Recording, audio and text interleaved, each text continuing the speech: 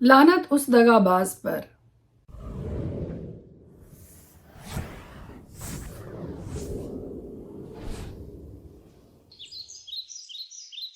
خدائے قدوس کے زندہ جلالی بابرکت پر فضل نام میں ایک بار پھر آپ کو میرا سلام۔ میرا نام ایسٹر ہارون ہے اور ہر روز خدا کا زندہ کلام لے کر آپ کے سامنے آتی ہوں۔ خدا کے پاک کلام میں سے جو تھاٹ، جو خیال میں آج آپ کے ساتھ بانٹنے کو ہوں، وہ ملاکی کی کتاب پہلے باب کی 14ویں آیت ہے، اور خدا کے کلام میں یوں مرقوم ہے: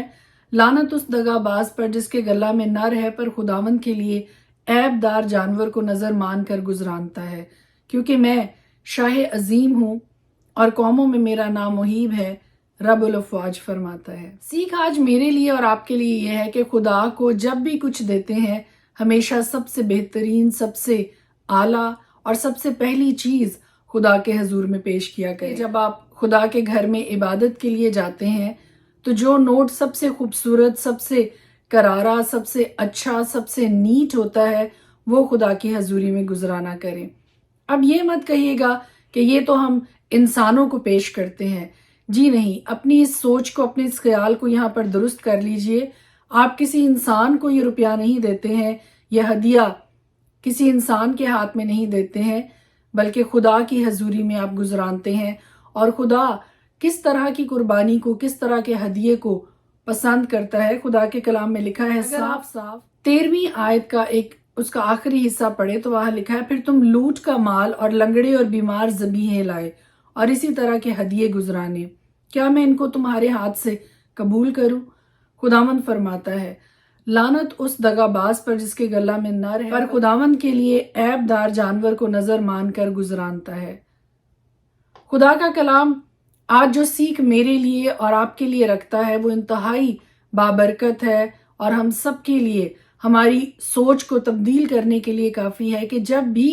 خدا کی حضوری میں کچھ گزرانتے ہیں تو وہ بے عیب ہونا چاہیے، چاہے وہ آپ کا ہدیہ ہے، چاہے وہ قربانی ہے، یا کوئی بھی چیز جو آپ خدا کی حضوری میں لے کر آتے ہیں، چاہے وہ پھل ہے، روپیہ پیسہ ہے، یا کسی طرح کی بھی کوئی نظر، کوئی قربانی، کوئی ہدیہ آپ خدا کے سامنے لاتے ہیں تو اس کو بے عیب ہونا ضرور ہے۔ خدا کا کلام اس بات کی تصدیق کرتے ہوئے کہتا ہے کہ تم لوٹ کا مال اور لنگڑے اور بیمار ذبیحیں لائے اور اسی طرح کے ہدیے گزرانے، کیا میں ان کو تمہارے ہاتھ سے قبول کروں؟ کہ اپنے گلے میں نر ہوتے ہوئے اور بے عیب جانور ہوتے ہوئے بھی جب کوئی اور جانور خدا کی حضوری میں لے کر آتا ہے جو بیمار ہو، جو لنگڑا ہو، یا جس میں کوئی عیب ہو، اس کو خدا کی حضوری میں جب آپ قربانی کے لیے گزرانتے ہیں تو آپ تو اپنی طرف سے قربانی گزران چکے ہیں، آپ خدا کی حضوری میں ہدیہ دے چکے ہیں، چاہے وہ پھٹا ہوا تھا، ٹیپ سے جڑا ہوا تھا، یا جیسا بھی تھا۔ لیکن خدا کی حضوری میں خدا کا کلام آج میرے لیے اور آپ کے لیے یہ سیکھ لے کر آتا ہے، ہمیں یہ بتاتا ہے کہ خدا بھی عیب دار چیزوں کو پسند نہیں کرتا۔ اور صرف ہدیے نذرانے اور قربانی ہی عیب دار نہیں، بلکہ خدا اپنے پرستاروں کو بھی عیب سے بالا تر دیکھنا چاہتا ہے، بے عیب دیکھنا چاہتا ہے، پاکیزہ زندگیاں گزارتے ہوئے دیکھنا چاہتا ہے۔ اور یاد رکھیے کہ خداوند یسوع مسیح اپنی اس دلہن کو لینے کو آنے والا ہے جو بے عیب ہو، جو پاک ہو، جس پر کوئی داغ نہ ہو۔ اور وہ دلہن کون ہے؟ وہ اس کی کلیسیا ہے جس کو لینے کو وہ جلد آنے والا ہے۔ اور وہ کلیسیا کون ہے؟ میں، آپ، ہم سب مل کر اس کلیسیا کو بناتے ہیں، اس کلیسیا کے رکن ہے۔ May God bless each and every one of you، اور خدا ہم سب کو یہ توفیق عطا کرے کہ ہم بے عیب ہدیے نذرانے خدا کی حضوری میں لے کر آئیں، جو خدا قبول فرمائے اور خدا خوشنود ہو ان سے۔ آمین۔ خدا کے پاک کلام میں سے آج ہم دیکھیں گے زکریا کی کتاب، اس کا 12 باب۔ اسرائیل کی بابت خداوند کی طرف سے بار نبوت۔ خداوند جو آسمان کو تانتا اور زمین کی بنیاد ڈالتا اور انسان کے اندر اس کی روح پیدا کرتا ہے، یوں فرماتا ہے: دیکھو میں یروشلم کو ارد گرد کے سب لوگوں کے لیے لڑکھڑاہٹ کا پیالہ بناؤں گا، اور یروشلم کے محاصرہ کے وقت یہودا کا بھی یہی حال ہوگا، اور میں اس روز یروشلم کو سب قوموں کے لیے ایک بھاری پتھر بنا دوں گا، اور جو اسے اٹھائیں گے سب گھائل ہوں گے، اور دنیا کی سب قومیں اس کے مقابل جمع ہوں گی۔ خداوند فرماتا ہے: میں اس روز ہر گھوڑے کو حیرت زدہ اور اس کے سوار کو دیوانہ کر دوں گا، لیکن یہودا کے گھرانے پر نگاہ رکھوں گا، اور قوموں کے سب گھوڑوں کو اندھا کر دوں گا۔ تب یہودا کے فرمان روا دل میں کہیں گے کہ یروشلم کے باشندے اپنے خدا رب الافواج کے سبب سے ہماری توانائی ہیں۔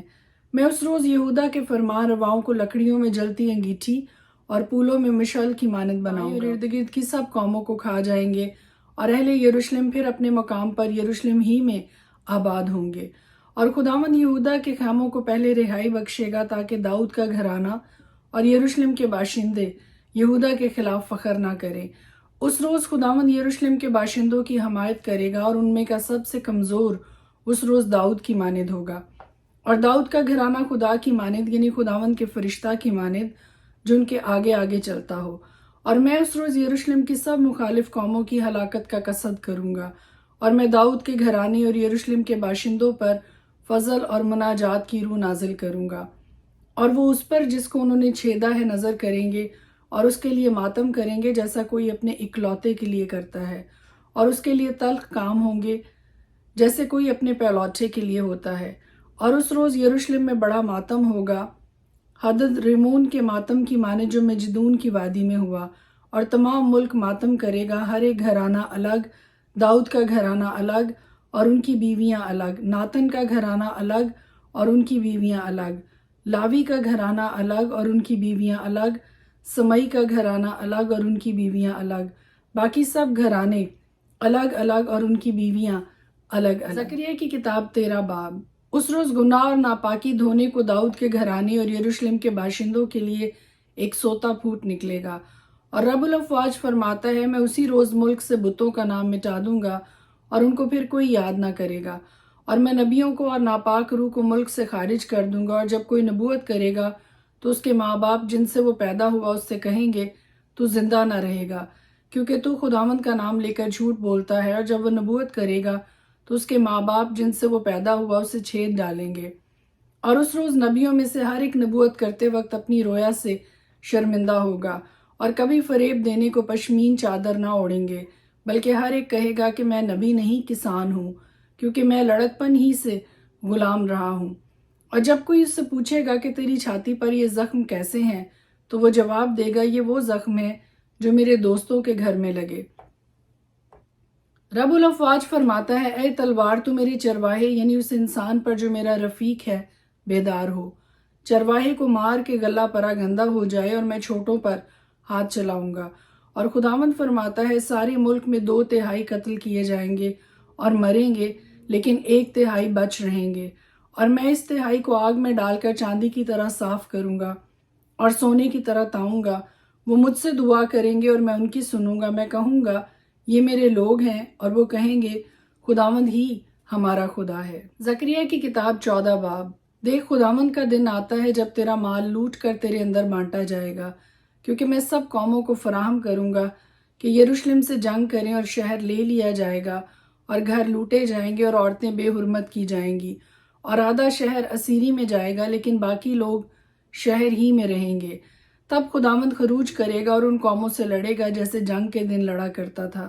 اور اس روز وہ کوہ زیتون پر جو یروشلم کے مشرق میں واقع ہے کھڑا ہوگا، اور کوہ زیتون بیچ سے پھٹ جائے گا، اور اس کے مشرق سے مغرب تک ایک بڑی وادی ہو جائے گی، کیونکہ آدھا پہاڑ شمال کو سرک جائے گا اور آدھا جنوب کو، اور تم میرے پہاڑوں کی وادی سے ہو کر بھاگو گے، کیونکہ پہاڑوں کی وادی آزل تک ہوگی۔ جس طرح تم شاہ یہودا عزیہ کے ایام میں زلزلہ سے بھاگے تھے اسی طرح بھاگو گے، کیونکہ خداوند میرا خدا آئے گا اور سب قدسی تیرے ساتھ۔ اور اس روز روشنی نہ ہوگی اور اجرام فلک چھپ جائیں گے، پر ایک دن ایسا آئے گا جو خداوند ہی کو معلوم ہے، وہ نہ دن ہوگا نہ رات، لیکن شام کے وقت روشنی ہوگی۔ اور اس روز یروشلم سے آب حیات جاری ہوگا، جس کا آدھا بحر مشرق کی طرف بہے گا اور آدھا بحر مغرب کی طرف۔ گرمی سردی میں جاری رہے گا، اور خداوند ساری دنیا کا بادشاہ ہوگا۔ اس روز ایک ہی خداوند ہوگا اور اس کا نام واحد ہوگا، اور یروشلم کے جنوب میں تمام ملک جبا سے لان کی مانند ہو جائے گا، پر یروشلم بلند ہوگا اور بنیامین کے پھاٹک سے پہلے پھاٹک کے مقام یعنی کونے کے پھاٹک تک، اور حنانیل کے برج سے بادشاہ کے انگوری حوضوں اپنے مقام پر آباد ہوگا، اور لوگ اس میں سکونت کریں گے، اور پھر لعنت مطلق نہ ہوگی، بلکہ یروشلم امن و امان سے آباد رہے گا۔ اور خداوند یروشلم سے جنگ کرنے والی سب قوموں پر یہ عذاب نازل کرے گا کہ کھڑے کھڑے ان کا گوشت سوکھ جائے گا اور ان کی آنکھیں چشم خانوں میں گل جائیں گی اور ان کی زبان ان کے منہ میں سڑ جائے گی۔ اور اس روز خداوند کی طرف سے ان کے درمیان بڑی ہلچل ہوگی اور ایک دوسرے کا ہاتھ پکڑیں گے اور ایک دوسرے کے خلاف ہاتھ اٹھائے گا۔ اور یہودا بھی یروشلم کے پاس لڑے گا اور ارد گرد کی سب قوموں کا مال یعنی سونا چاندی اور لباس بڑی کثرت سے فراہم کیا جائے گا، اور گھوڑوں، خچروں، اونٹوں، گدھوں اور سب حیوانوں پر بھی جو ان لشکر گاہوں میں ہوں گے وہی عذاب نازل ہوگا۔ اور یروشلم سے لڑنے والی قوموں میں سے جو بچ رہیں گے سال بسال بادشاہ رب الافواج کو سجدہ کرنے اور عید خیام منانے کو آئیں گے،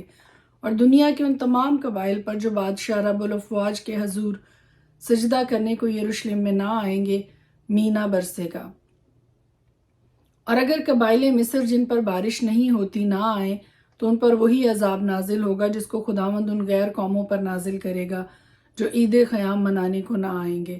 اہل مصر اور ان سب قوموں کی جو عید خیام منانے کو نہ جائیں یہی سزا ہوگی۔ اس روز گھوڑوں کی گھنٹیوں پر مرقوم ہوگا خداوند کے لیے مقدس، اور خداوند کے گھر کی دیگیں مذبح کے پیالوں کی مانند مقدس ہوں گی، بلکہ یروشلم اور یہودا میں کی سب دیگیں رب الافواج کے لیے مقدس ہوں گی۔ اور سب ذبیحے گزراننے والے آئیں گے اور ان کو لے کر ان میں پکائیں گے، اور اس روز پھر کوئی کنانی رب الافواج کے گھر میں نہ ہوگا۔ خدا کے پاک کلام کے پڑھے اور سنے جانے پر اس کی خاص برکت ہو، آمین۔